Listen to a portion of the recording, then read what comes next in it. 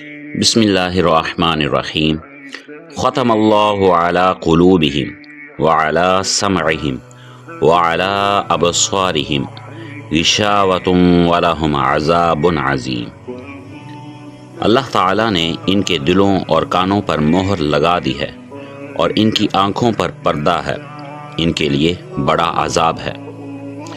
وَمِنَ النَّاسِ مَن يَقُولُ آمَنَّا بِاللَّهِ وَبِالْيَوْمِ الْآخِرِ وَمَا هُمْ بِمُؤْمِنِينَ، اور بعض لوگ کہتے ہیں کہ ہم اللہ پر اور آخرت کے دن پر ایمان لائے، حالانکہ وہ حقیقت میں ایمان والے نہیں ہیں۔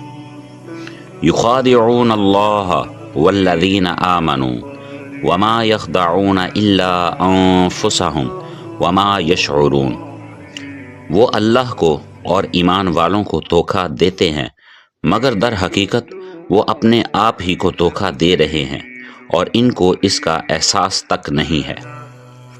فی قلوبہم مرض فزادہم اللہ مرضا ولہم عذاب علیم بما کانوا یکذبون، ان کے دلوں میں بیماری ہے، خدا نے ان کی بیماری اور بھی بڑھا دی ہے، ان کے لیے دردناک عذاب ہے کیونکہ وہ جھوٹ بولا کرتے تھے۔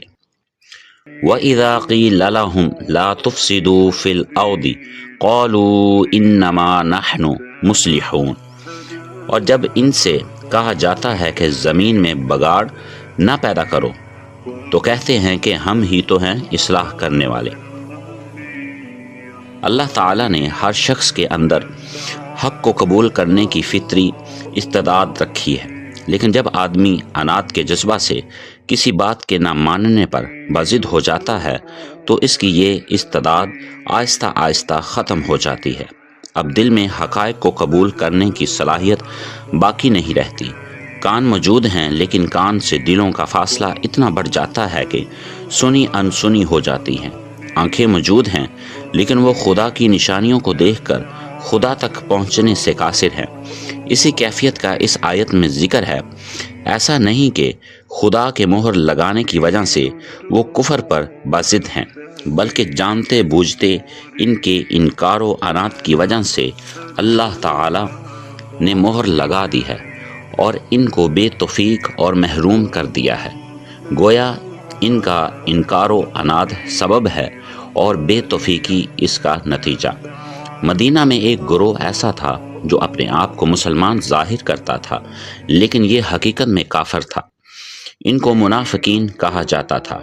یہاں اگلی 3 آیتوں تک اسی گروہ کا ذکر ہے۔